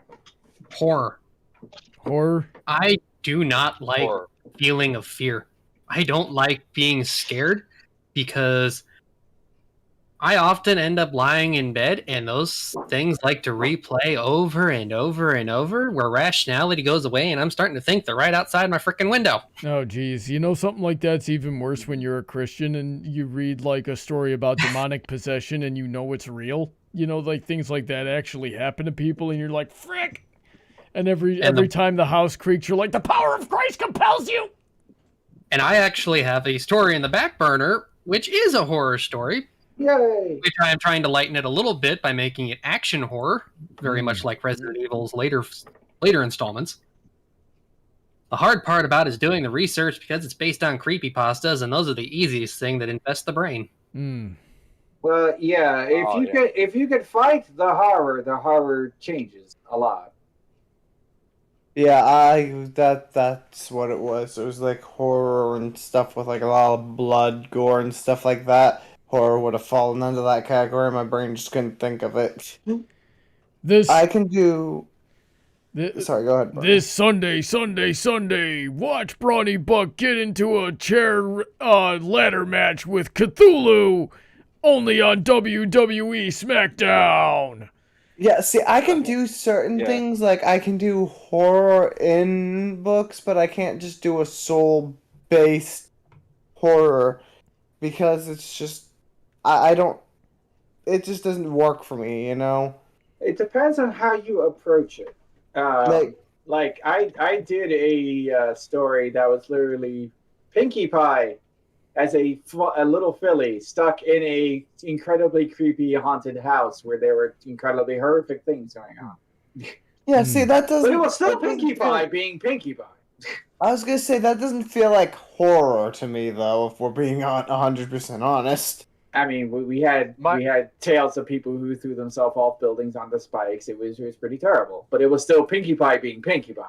As I said, if that's the case, it really doesn't feel like horror. My litmus test for horror is that if the monster has stats, you're writing action, you're not writing horror. If the monster doesn't have stats, then it's horror.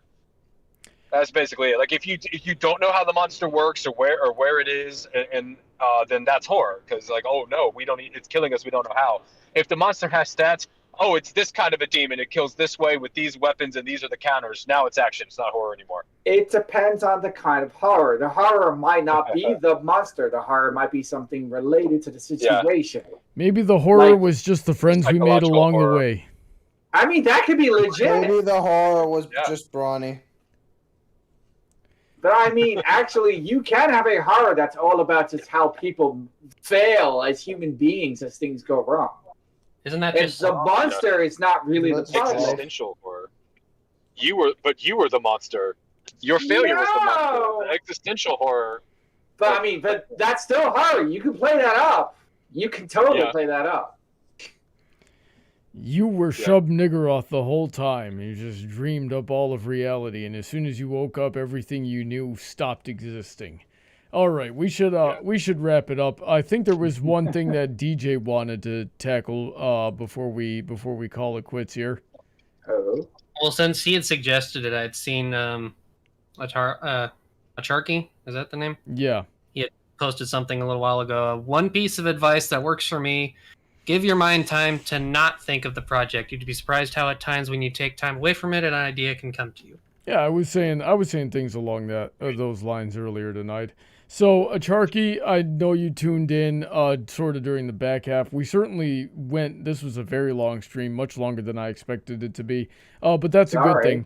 No, not at all a bad thing. Acharky, I hope this helped you. I know you came in at the back half here, but I'd go back and listen to like the first hour of the stream again and see if that helps you at all. Hopefully next time we'll be able to have you on. I'd certainly love to have you on a future debate. And certainly send me some more topic suggestions, because this was a really good one and we got a lot of good content out of this. Real quick, to finish things up here, let's go down the line and say one thing that we learned. So let's start with Cordero. One thing you learned tonight. Oh gosh, you caught me. I don't have a joke or a real thing. Well, I guess I did learn a lot about other people's writing perspectives and stuff. I'm glad we have an actual professional writer on here, meaning that you make money off of what you write.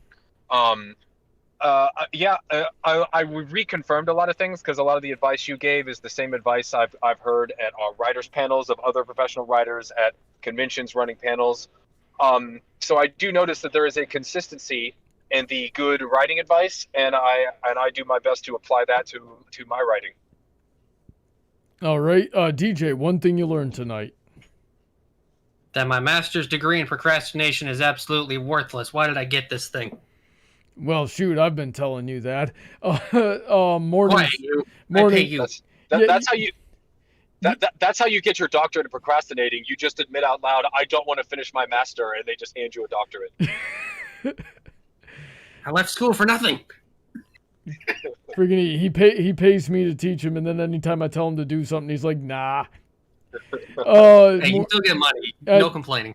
I suppose so. If anything, I guess it just makes my job easy, but I don't want my job to be easy. I pride myself on my work ethic. Morningstar, one thing you learned tonight. I learned Brony should be the only person slamming his head into walls. Okay. I don't know what that has to do with anything, but I'm glad you... That was a joke. I want to slam my head into a wall right now. Oh, jeez. I learned that there's many useful ways to avoid getting writer's block, really. All right. And DJ, or not DJ, David, did you learn anything tonight? Well, shoot. I feel that I came here as the mentor. More than the student in this particular thing. You came as the VIP, but it's my philosophy that everybody plays both teacher and student simultaneously. Well, there was one thought that came to mind, like they talk about taking the breaks. I was like, well, because I update so many different things sequentially, every day something else, maybe that's part of it, because I kind of give myself a break from any given thing because I'm busy doing something else. So you're cheating. Yes.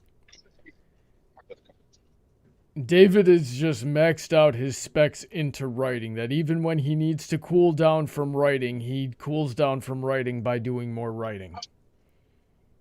I mean, yes. Yes. Go Axe, please nerf. It's just completely min-maxed over on David's writing skill. He makes me extremely jealous. Now, see, here's the thing, man. I've maxed out on like volume and consistency. I wouldn't say my actual talent is 110%. I'm sure there are people who can write better crap than me. I'm sure. 100%. On a completely unrelated note, for a second there, I thought you said you maxed out on volume, and I was like, no, please don't do that. Oh, no! How do you think you got so good at writing? No, I'm actually Volume would not do that. I'm super drug free. Like, yeah. I drink water. Yeah. All right, and I'm super fruggery. What's one thing that I learned? I think I had it, if not learned, at least reminded that everybody runs into the same problem for different reasons, and that there's multiple solutions to fixing those problems, and it just comes down to a matter of figuring out which it is, and which is what's the cause of the problem, and therefore what's the most appropriate solution. So yeah, I think that's a good spot to wrap it up. Would you agree, gentlemen? Sure. Yeah.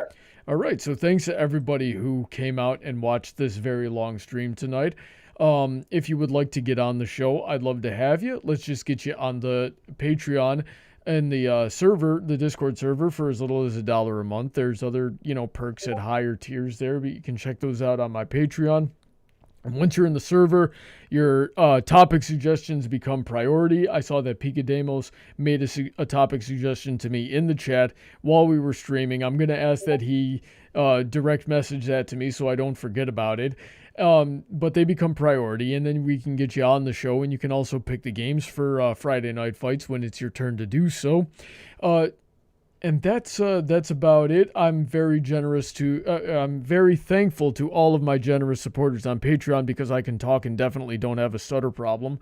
Especially those on the $10 and up tier. These are Princess Heather Blossom, Shady Oak Ministries, Sid McConroy, Autoknight, Emerald Spencer, Sodden, Girder, Senko, Kyle Christensen, DJ Skywalker, who joined us tonight, Stephen A. Wilson, Rein-Kun, Morningstar, who's also with us tonight, and Pony Cordero is also with us tonight.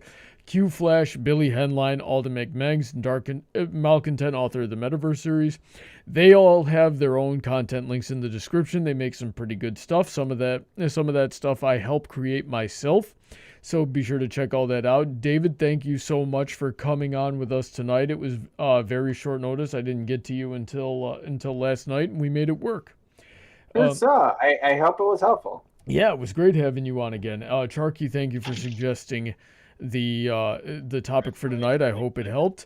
So God bless. Have a wonderful weekend, everyone. Stay safe and say goodnight.